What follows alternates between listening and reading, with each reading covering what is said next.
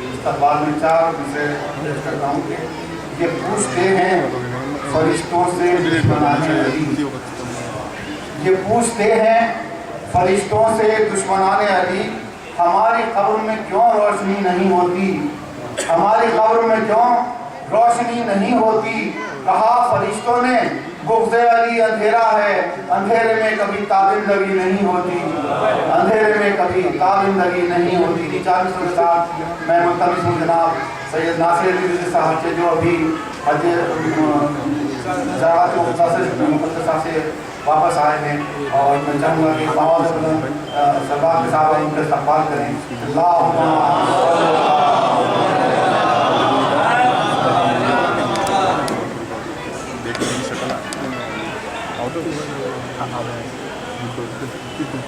نعرہ حیدری، السلام علیکم۔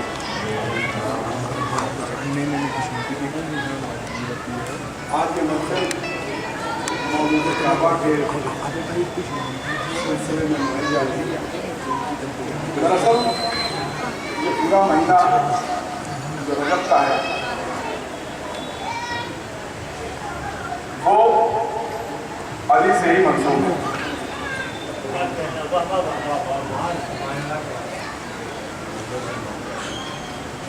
تقریباً میں بتاؤں کہ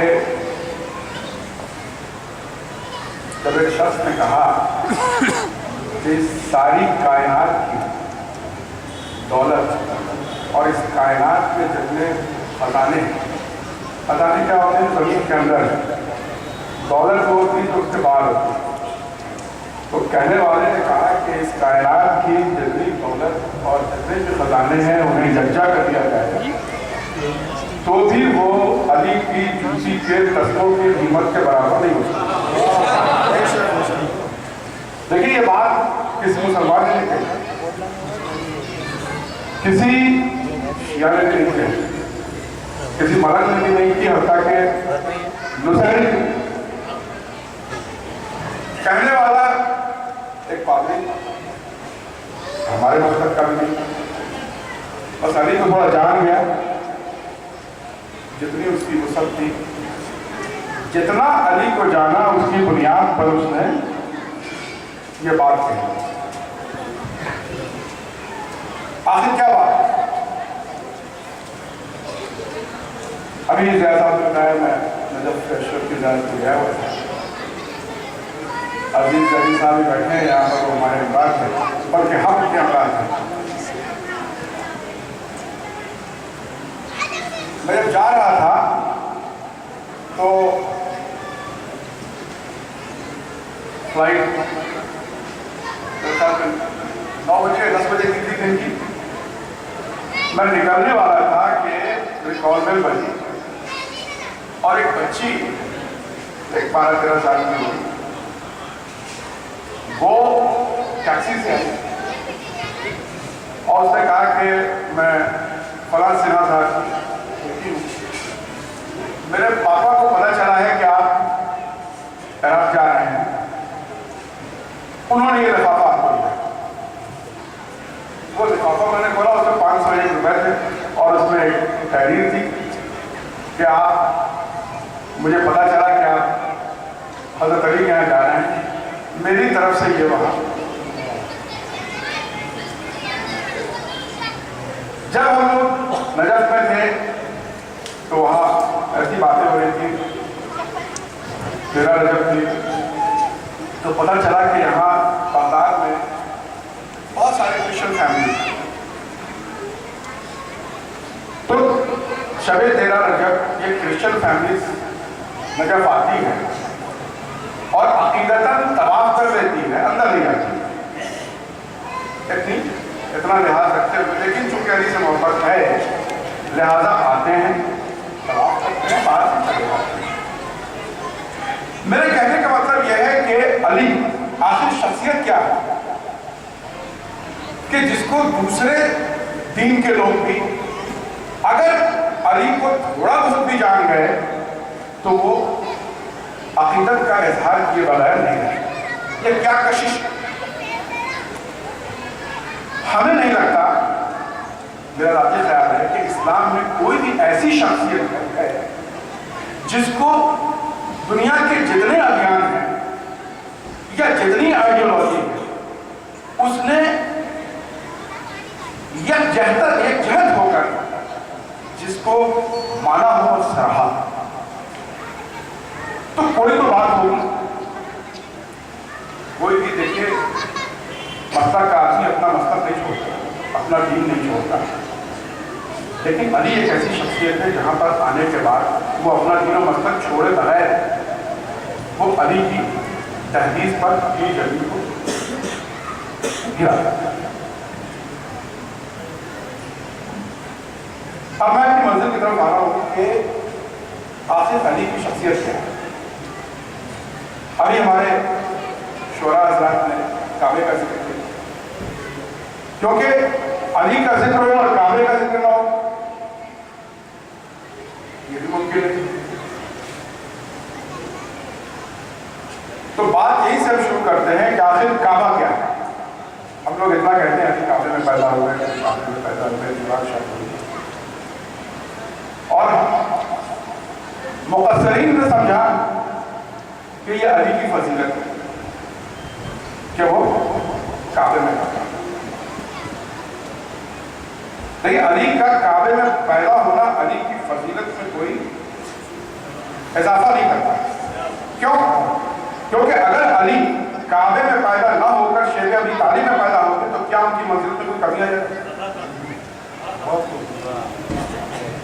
علی اگر سدرہ پہ موجود ہے تو بھی علی، فلک چہاروں پر ہے تو بھی علی،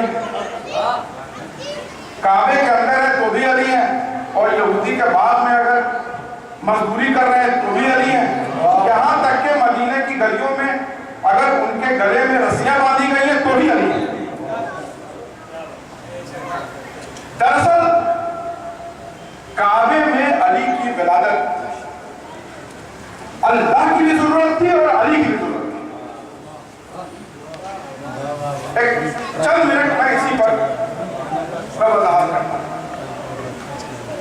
علی کا کعبے میں پیدا ہونا کوئی اتفاق نہیں، لیکن مفسرین نے سمجھا کہ علی کا کعبے میں پیدا ہونا ان کی فضیلت ہے، لہذا جیسے مفسرین کا عام رویہ رہتا ہے انہوں نے ایک کو اور پیدا کروا دیا کہ اب آپ کہیں گے علی کعبے میں پیدا ہوا، 10 حدیثیں ہیں، ایک اور پیدا ہوا. لہذا لیکن وہ جیسے کافرین جو ہوتے ہیں وہ ہوتی ہیں، ہوتے ہیں مفسرین بھی ہوتی ہیں، وہ بھی نیرو مائنڈڈ ہوتے ہیں. انہوں نے مشیت کے انتظام کو سمجھائی. مشیت نے جب علی کو کعبے میں پیدا کیا تو علی کی فضیلت بڑھانے کے لیے پیدا نہیں کیا. تو آخر کعبہ ہے کیا؟ دانشوروں کا مجمع ہے، شعراء حضرات ہیں کہ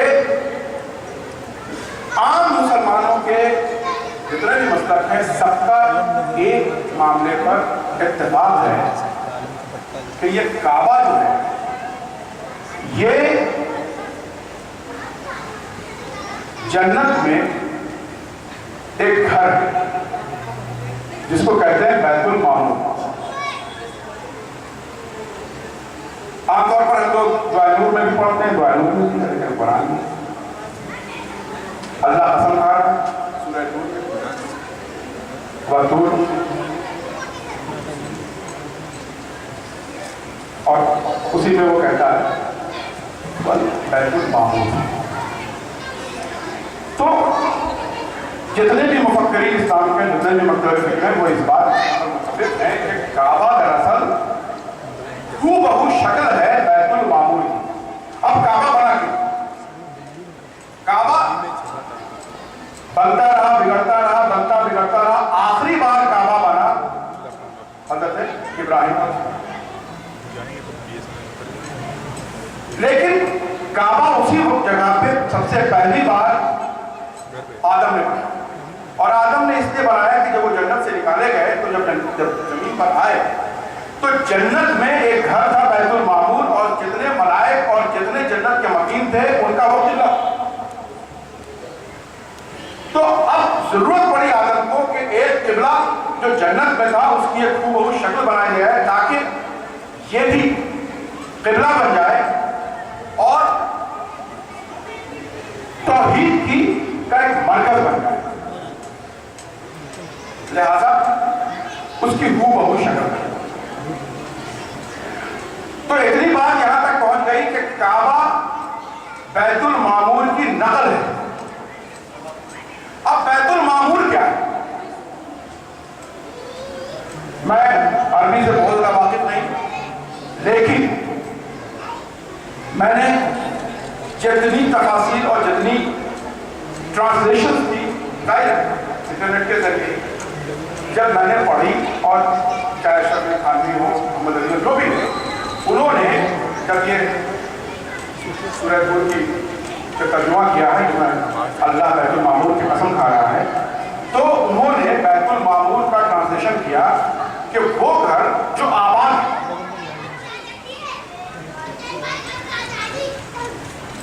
کچھ نے کہا وہ گھر جو آباد ہے اور کچھ نے کہا وہ گھر جہاں آنا جانا لگا. تو اب یہ دیکھیں کہ کعبہ کا اصل ہے بیت المعمور. بیت المعمور اللہ جس کی قسم کھا رہا ہے سورہ طور میں قرآن میں، اور وہ گھر اللہ کہہ رہا ہے کہ وہ گھر جو آباد ہے. اب اللہ تو ہے لامکان، تو اب اللہ سے پوچھا جائے کہ آخر وہ گھر جو آباد ہے تو وہ گھر میں آباد ہے تو کن سے آباد ہے؟ کون رہتے ہیں وہ بیت المعمور میں؟ رہتے کون؟ کیونکہ یہیں پر پھر اسی سے راز کھلے گا کہ آخر علی کعبے میں پیدا ہوئے کیوں. کیونکہ یہ جاننا ضروری ہے کہ کعبے کی اصل کیا ہے. اصل ہے تو اللہ کا اس پہ منشا کیا ہے، اللہ کہہ کیا رہا ہے، وضاحت کیا کر رہا ہے. تو میں پھر رکھ کے کعبہ کی اصل بیت المعمور. بیت المعمور اللہ کہہ رہا ہے وہ گھر جو آباد ہے، وہ گھر جس میں آنا جانا لگا ہوا ہے، اور وہ جنت میں ہے، اور جنت کے جتنے مکین ہیں ان کا قبلہ ہے. تو اب اللہ سے ہی پوچھا جائے. اللہ قرآن میں کہتا ہے کہ دیکھو میری سنت کبھی تبدیل نہیں ہوئی. وَلَن تَجِدَ لِسُلْطَانٍ تَبْدِيلًا. سنت تبدیلا، میری سنت کبھی تبدیل نہیں ہوئی. ہم نے جو سنت بنائی، سنت کیا ہے؟ اللہ یہاں قرآن میں کئی باتوں کی وضاحت کرتا ہے. اللہ کہنا چاہتا ہے کہ آپ اسی وضاحت سے آپ اسی چیز کو سمجھنے کی کوشش کریں. کیونکہ اتنی بات ہم لوگ ہر جاتے ہیں کہ اللہ کا مقام ہے، اللہ کا مقام تو ہے ہی نہیں، تو پھر بیت اللہ کیا ہے؟ اللہ کہے کہ تم نے میرے مزاج کو پہچانا نہیں. رسول آئے، میں نے کہا زبان ان کی بول ہو رہا ہے. اس کے پہلے سایہ ابو طالب پڑھ رہے ہیں، اللہ کہہ رہا ہے میں پڑھ رہا ہوں. اللہ کو جو چیز پسند آ جاتی ہے وہ اپنی طرف منسوخ کرتا ہے.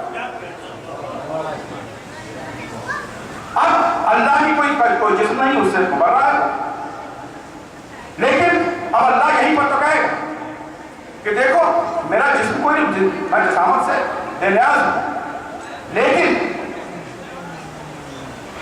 کوئی ہاتھ پسند آ گیا ہمیں، ہم نے ید اللہ کہہ دیا کہ میرا ہاتھ.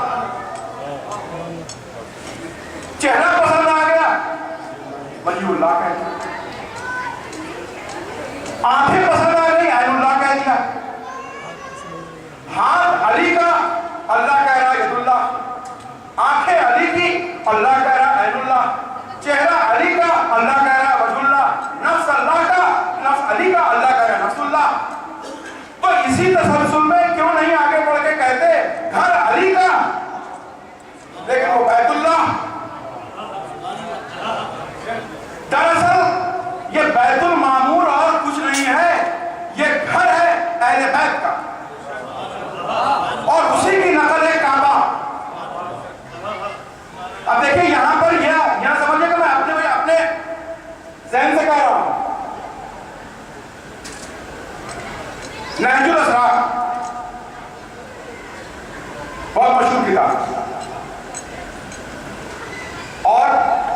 اصول کافی جس کو پوری شیعت،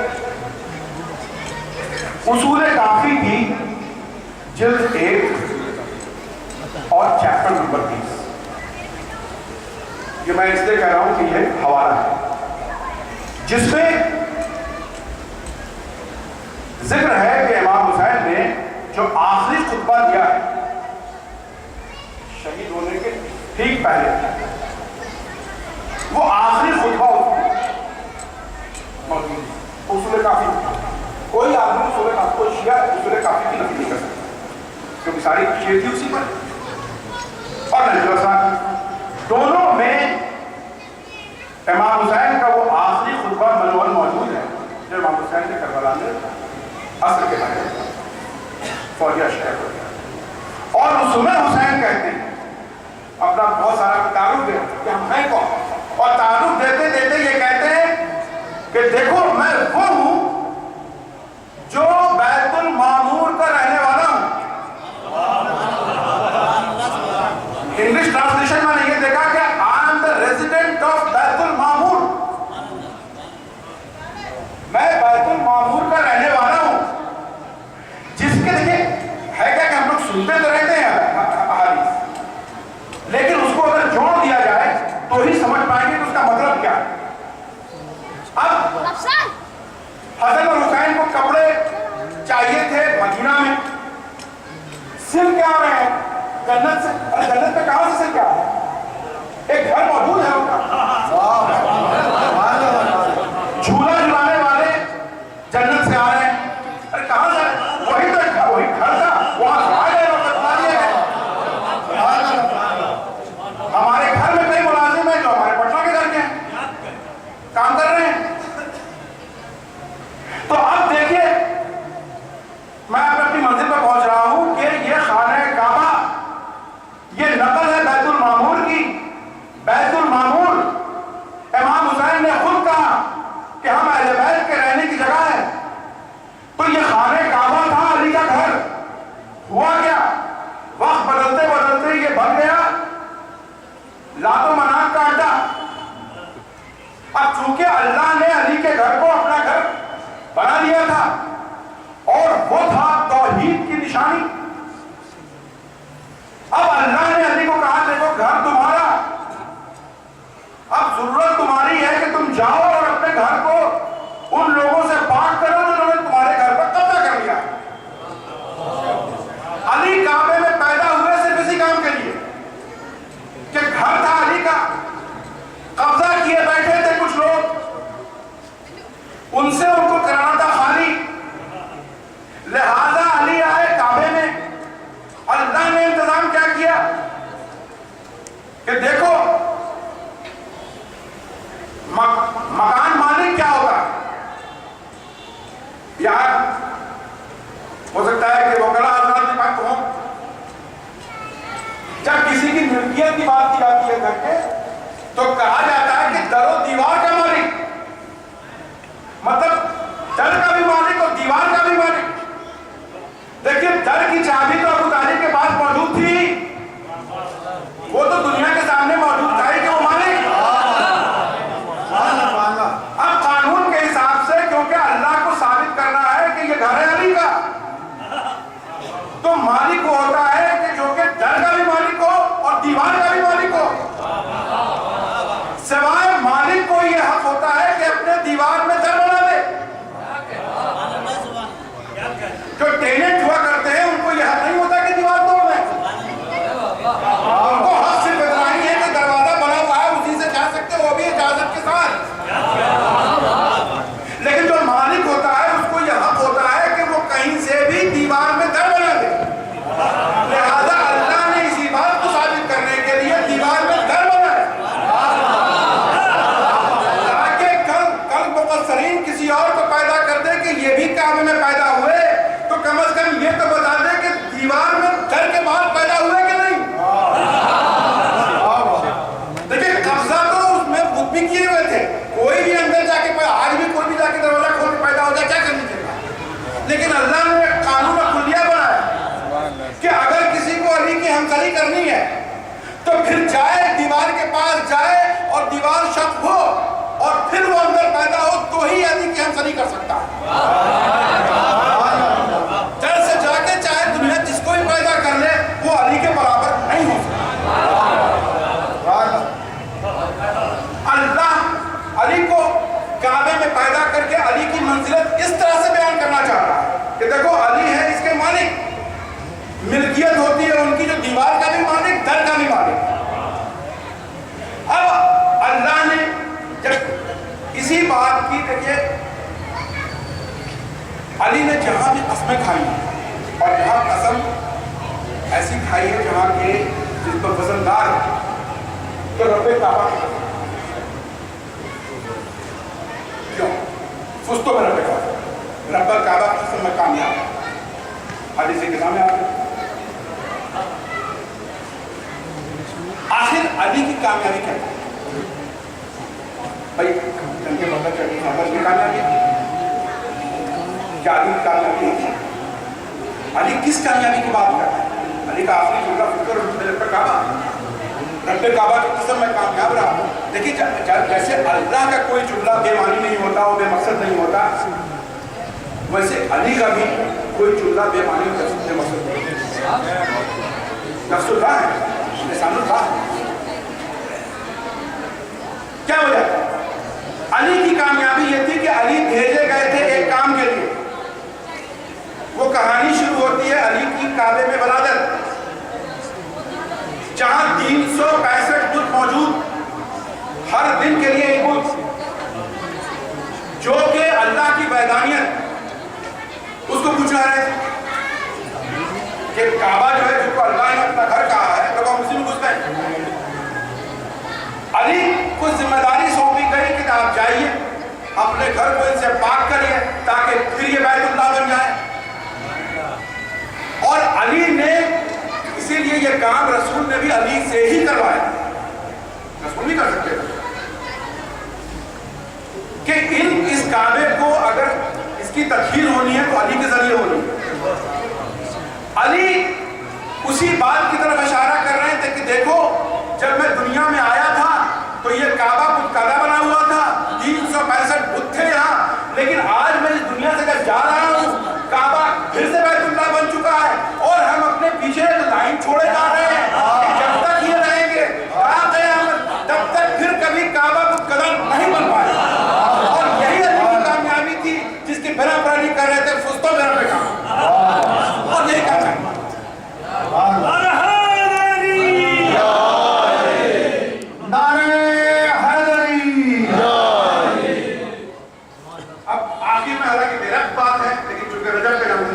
وہیں پر کہ رجب کا مہینہ اللہ نے دیکھیے علی کو پورے اہتمام سے لیا. علی کا رجب میں پیدا ہونا, 13 تاریخ کو پیدا ہونا, کعبے میں پیدا ہونا, آنکھیں کھولنا تو رسول کی طرف دیکھنا, یہ سب چیز پری آرڈرڈ ہے. یہ اللہ نے سارا انتظام کرا. ابھی رجب کیا ہے بچوں کے رجب جنت کی جو ندی ہے جس کو ہم لوگ کہتے ہیں دودھ کی ندی, جس کی شیرینی کے لیے قرآن نے کہا کہ یہ شہد سے زیادہ شیرینی. تو جو دودھ کی ندی جو شہد سے زیادہ شیرینی ہے اس کا نام ہے. اللہ ہر طرف سے علی کی فضیلت بیان کر رہا ہے کہ دیکھو یہ اللہ جو ہے کیا وہ اشارے گنائے بات ہے. علی کو بھیجا اس مہینے میں جس مہینے کا نام رکھا گیا جنت کی اس ندی سے جس کے مالک ہے. 13 تاریخ Arab world, Roman world, Greek world, یہ ہر جگہ 13 تاریخ جو ہے وہ ایک نیا بن جاتا اور کہا جاتا ہے. تو دیکھیے ہے کیا کہ جو توحید ہے وہ یہ اوہام اور یہ یہ سب کی نفی. اب علی کو ایک ایسے دن پیدا کیا تاکہ یہ بتایا جا سکے کہ دیکھو یہ سب جو تمہاری تقیانوسی باتیں ہیں اس سے علی کی فضیلت پر کچھ فرق نہیں پڑنے والا. اور اب شاید حضرات بیٹھے ہیں, میں ان کے لیے میں کہہ رہا ہوں کہ اسی بات کو غالب نے کہا کہ ہم موحد ہیں، ہمارا کیش ہے ترک رسوم، ملتیں جب مٹ گئی اجزائے ایمان ہو گئے. یہ وہی 13 تاریخ کی وہ یہ تھی دیکھو توحید. کیونکہ یہ سب جو اوہام پرستی ہے کہ صاحب یہ ایسے کرو گے، چھینک آ گئی تو باہر نہ نکلو، یہ کاٹ دیا، بلی نے رستہ کاٹ دیا تو کام نہیں ہوگا، یہ سب چیزیں یہ توحید کی نفی ہیں. علی جب 13 تاریخ کو پیدا ہونا ان سبھی ان طرح کی ڈوگمیٹک پر ایک سناٹے دار تماچا تھا اور نفی تھا، کیونکہ وہ توحید کی نفی تھی. علی آ رہے تھے توحید کے نمائندے بن کے، لہذا جس مہینے میں بھیجا وہ رجب، جس دن بھیجا 13 تاریخ، جہاں بھیجا کعبہ. تو علی کی جو یہاں دنیا میں آئے علی، وہ ہر چیز اللہ نے اس کو توحید سے کہیں نہ کہیں مختلف کر دیا. اور یہی بات تھی کہ بہت مشہور ہسٹورین ہے کہ نام ذہن سے ہمارا نکل رہا ہے، کرسچن ہسٹورین ہے، جو کہتا یہ ہے کہ علی محراب عبادت میں قتل کر دیے گئے اپنے جسٹس کے لیے، اپنی شدت عدل. اور پھر وہ آگے کہتا ہے کہ علی کو لوگوں نے پہچانا نہیں، یہ بھی کوئی مسلمان نہیں.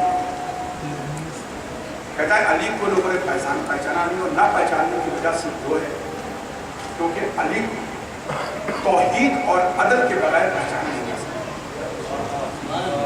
اگر علی کو پہچاننا ہے تو علی کو توحید اور عدل اسی آئین میں پہچانیے، تبھی علی پہچانے جا سکتے ہیں. اور توحید سے ہٹ کے تو علی کو پہچانا جا ہی نہیں سکتا کسی بھی حالت میں. تو علی آئے تھے توحید کے نمائندے بن کے، تطہیر کعبہ کے لیے وہ کام کر دیا انہوں نے، اور جب کر کے انہوں نے آگے کے لیے حفاظت کے لیے پوری لائن بھی مقرر کر دی. اس کے بعد علی نے کہا سست ہو گیا. آپ ناصر الدین صاحب کی بڑی پرمغز اور معلوماتی تقریر سے محظوظ ہو رہے تھے. ویسے ناصر بھائی کی تقریر کی خصوصیت